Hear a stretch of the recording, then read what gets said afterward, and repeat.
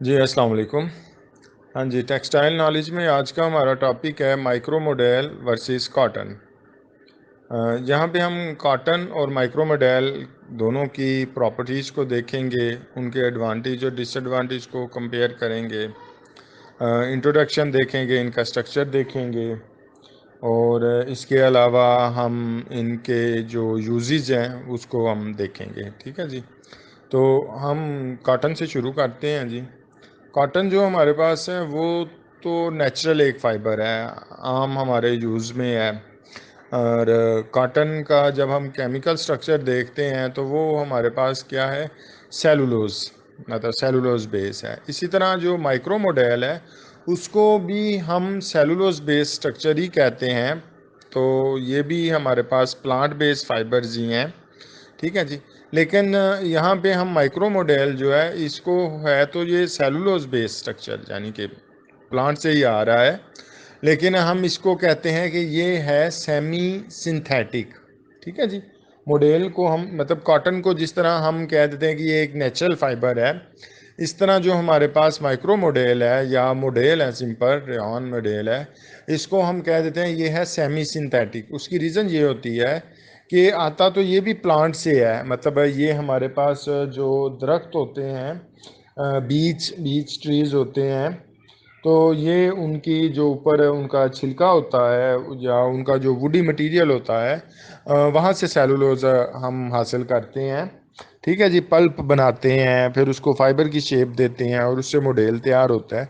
लेकिन ये जो प्रोसेस होता है ना हमारे पास बीच ट्री से, उसका बीच वुड लेना, वहाँ से सेलुलोज को एक्सट्रैक्ट करना, निकालना, पल्प बनाना, उससे फाइबर तैयार करना, तो इसमें हमारे पास क्या होता है, केमिकल यूज़ हो रहा होता है। मतलब कास्टिक सोडा यूज़ हो रहा है, कार्बन डाइसल्फाइड यूज़ हो रहा है, तो वो हमारे पास जो एक सेलुलोज मटेरियल पे यूज़ हो रहा होता है, केमिकल यूज़ हो रहे होते हैं ना, उस वजह से हम इसको क्या कह देते हैं, ये जो हमारे पास माइक्रो मॉडल है या मॉडल है, इसको हम कह देते हैं कि ये है सेमी सिंथेटिक। ठीक है जी। लेकिन बेसिक जो बेस है दोनों की वो सेलुलोज ही है। ठीक है जी।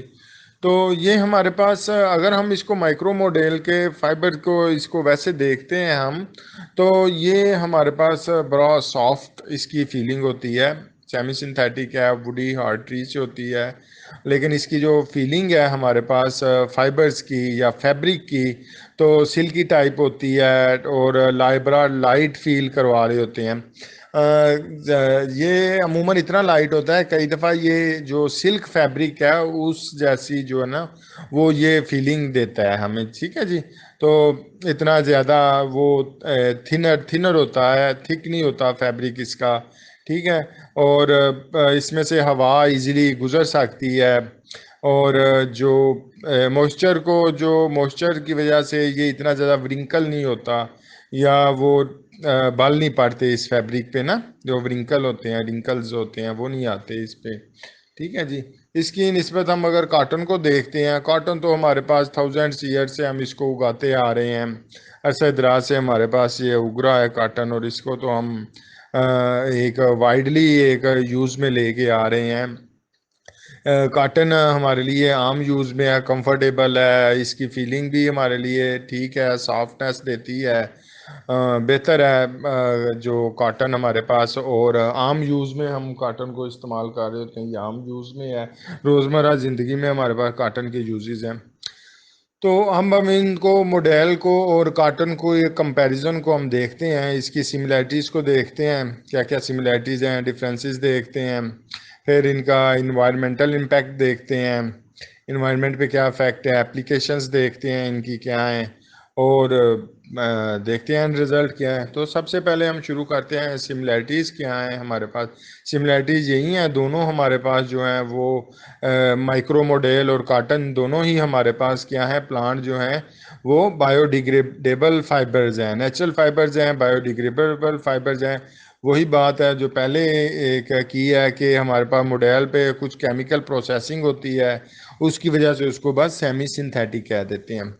आगे हमारे पास इनका जो वेट है फैब्रिक का, जब ये फाइबर से फैब्रिक तैयार होता है तो बड़ा लाइट वेट होता है, सॉफ्टनेस देते हैं। ठीक है जी। इसमें इलास्टिसिटी होती है। ठीक है जी। और जो काटन की निस्बत जो है वो मॉडल ज़रा थोड़ा सा सिल्कीनेस उसमें ज़्यादा होती है, ज़रा फीलिंग उसकी सिल्कीनेस होती है, ठीक है जी। और इसके अलावा ये दोनों फैब्रिक जो हमारे पास हैं, काटन और मॉडल का, जब हम फैब्रिक बनाते हैं तो वेल डाइड हो जाते हैं, कलर को होल्ड करते हैं, कलर को मतलब वो ज़्यादा रिप्रेजेंट कर रहे होते हैं, शो करवा रहे होते हैं ज़रा, और स्ट्रेंथ लूज़ नहीं करते डाइंग प्रोसेस में, स्ट्रेंथ उनकी वही रहती है। तो दोनों ही एक बेहतर परफॉर्म करते हैं डाइंग प्रोसेस में ना।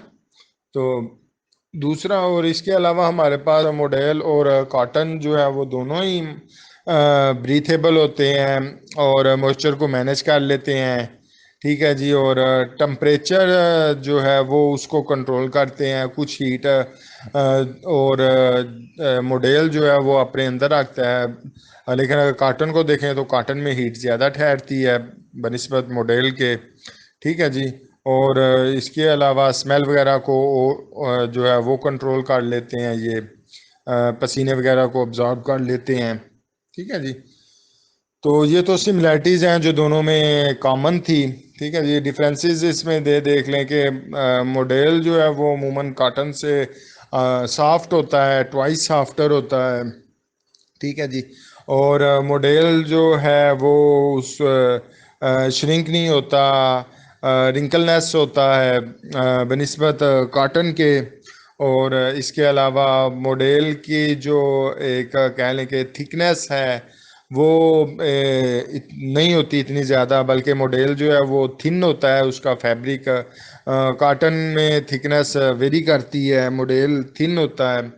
और इसके अलावा जो अब्जॉर्बेंसी, मॉइस्चर अब्जॉर्बेंसी है वो इसकी मॉडल की वो 50% कॉटन से ज़्यादा होती है। मॉडल की मॉइस्चर अब्जॉर्बेंसी कॉटन से 50% ज़्यादा है जी।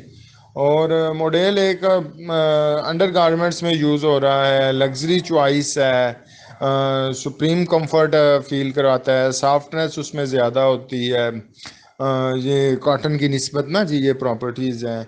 इसके अलावा कॉटन ज़रा अगर हम कॉस्टिंग वाइज देखें तो ज़रा कॉटन जो है वो चीप है, सस्ती है वो, क्योंकि डायरेक्टली एक ऑर्गेनिक प्रोडक्ट है। कॉटन में टाइप्स हैं, जो स्पेसिफिक टाइप्स हैं, उनके अलावा जैसे ऑर्गेनिक कॉटन है वो कॉस्टी है।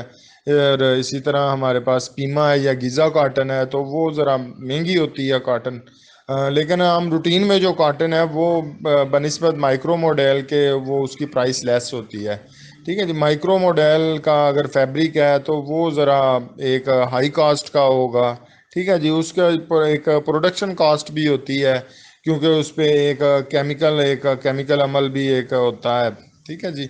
और मतलब वो नेचुरल के अलावा एक उस पर सेपरेट जो केमिकल प्रोसेस हो रहा होता है ना, तो उस वजह से उसकी जो प्रोडक्शन प्रोसेस की कॉस्ट है वो ज़्यादा होती है, ये भी एक रीज़न है, ठीक है जी। आगे हमारे पास है जी इन्वायरमेंटल इम्पैक्ट इसका क्या होता है, मतलब मॉडल का और देख लेते हैं कॉटन का, दोनों का। तो दोनों ही हमारे पास जो है वो इन्वायरमेंटल फ्रेंडली हैं जी, इतना ज़्यादा इनका उस तरह इम्पैक्ट नहीं होता, नेगेटिव इम्पैक्ट इन्वायरमेंट पे नहीं होता, बायोडिग्रेडेबल हैं दोनों ही। और दोनों में पेस्टिसाइड यूज़ होते हैं, कॉटन में भी पेस्टिसाइड यूज़ होते हैं। और केमिकल्स जो यूज़ हो रहा होता है इसमें हमारे पास मॉडल्स में, तो केमिकल यूज़ होता है, लेकिन वो उस केमिकल यूज़ होने के बावजूद ये मॉडल हमारे पास फिर भी एक इन्वायरमेंटल फ्रेंडली यूज़ होता है, ठीक है जी। तो और ये मॉडल हमारे पास इसका प्रोसेस जो है वो भी बेहतर है। और इतना ज़्यादा उसमें हमारे पास जो है ना ऐसा नहीं है कि जो इन्वायरमेंट को अफेक्ट कर सके।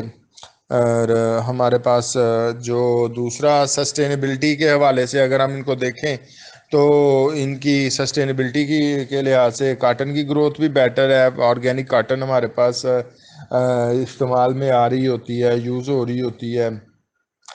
और दूसरा हमारे पास अगर हम मॉडल को देखते हैं तो मॉडल भी हमारे पास एक नेचुरल है, फाइबर है हमारे पास जो सेलुलोजिक स्ट्रक्चर रखता है। तो ये दोनों ही हमारे पास जो है ना वो क्या है, एक हमारे पास इन्वायरमेंट पे इतना ज़्यादा अफेक्ट नहीं डालते। माइक्रो मॉडल को हमारे लिए जो कास्ट करना है वो इतना ज़्यादा डिफ़िकल्ट नहीं होता, क्योंकि इस के लिए हमें इतना ज़्यादा लैंड रिक्वायर नहीं होता है एज़ कम्पेयर टू कॉटन के ना। दरख्त होते हैं इसके जो बीच बीच ट्रीज़ होते हैं, जो उगते हैं ज़्यादा, ये यूरोप के इलाके में हैं, एशिया में भी हैं कुछ, और नॉर्थ अमेरिका के रीजन में इसके जो ट्रीज़ हैं वो उगते हैं। और ये बीच ट्रीज़ की तकरीबन जी 13 किस्म की स्पीशीज़ हैं, जिनसे ये हमारे पास माइक्रो मॉडल का एक हम फाइबर ले लेते हैं। ठीक है जी। उगाना आसान है। ये आप मॉडल के जो ट्रीज़ हैं, दरख्त हैं, ये पौधे हैं, ये अपने आप को रिप्रोड्यूस कर रहे हैं। इतना मेजर ह्यूमन इंटरेक्शन नहीं रिक्वायर होता इनको उगाने के लिए। तो ये इन्वायरमेंटल इसका एक है इम्पैक्ट। आगे इनकी अगर हम देखें एप्लीकेशंस को, तो माइक्रो मॉडल है वो हमारे पास डिफरेंट जो हमारे पास यूज़ हो रहा है, निटवेयर में यूज़ होता है, स्पोर्टवेयर में यूज़ हो रहा है। इसके अलावा हमारे पास ड्रेसिंग वगैरह जो है वो अंडर गारमेंट्स में यूज़ हो रहा होता है, बेडशीट भी बन रही होती हैं, टॉवल्स, बाथरोब बन रहे हैं, फर्नीचर में भी कुछ आता यूज़ हो रहा होता है, पजामाज वगैरह इस्तेमाल होते हैं वो, और सूट्स वगैरह बन रहे हैं। ये इसके डिफरेंट इसके यूज़ हैं जो हमारे पास रोज़मर्रा ज़िंदगी में हैं, इस्तेमाल में आते हैं ये फैब्रिक। तो और इसके अलावा हमारे पास अगर कॉटन को देखें, तो कॉटन तो हमारे पास शूटिंग में इस्तेमाल हो रही है, फॉर्मल शर्ट्स में इस्तेमाल हो रही है, और फैब्रिक्स हमारे पास जो बन रहे हैं वो रोप्स बन जाती हैं कॉटन की, और बेड शीट वगैरह बन जाती हैं, वहाँ पे इस्तेमाल हो जाते हैं। कॉफ़ी वगैरह के फ़िल्टर्स वगैरह में टी फ़िल्टर वहाँ पे इस्तेमाल हो रहे हैं, सॉक्स बन रही हैं उसकी, और ऑटोमोबाइल ये जो कार वगैरह हैं उनके कवरिंग वगैरह बन रही है, सीट्स वगैरह की, वो उधर इस्तेमाल हो जाता है। तो ये डिफरेंट इसके यूज़ हैं कॉटन के भी हमारे पास। तो एंड हमारा यही है कि हम इसको देखते हैं कि हमारे पास जो मॉडल है वो उसका जो यूज़ है वो ज़रा लग्जरी स्टाइल में आता है, सॉफ्टनेस है और सिल्की है, फीलिंग है उसकी, कलर फेड नहीं होता, और इसमें आप कहें कि ये आप इसको बार बार इस्तेमाल कर सकते हैं, एंटी बैक्टीरियल होता है, कोई हार्श केमिकल रिएक्शन नहीं होता, स्किन के लिए सॉफ्ट है, बेहतर है, और श्रिंक नहीं होता फैब्रिक। तो जो है इस बनिस्बत कॉटन के जो एक मॉडल है वो ज़रा उसको हम बेहतर कंसीडर करते हैं इनकी वजह से। लेकिन अगर हम कॉटन को भी देखें तो कॉटन की भी एप्लीकेशंस हमारी रोज़मर्रा ज़िंदगी में काफ़ी हैं, और कॉस्ट के लिहाज से देखें तो कॉटन हमें जो है वो बेहतर है जो इस लिहाज से। तो ये था जी हमारे पास मॉडल और कॉटन का एक कंपैरिजन। तो इसका स्ट्रक्चर इंशाल्लाह नेक्स्ट देखेंगे कि मॉडल का जो मैन्युफैक्चरिंग स्ट्रक्चर है या उसका प्रोसेस है वो क्या है। थैंक यू वेरी मच जी, बहुत शुक्रिया।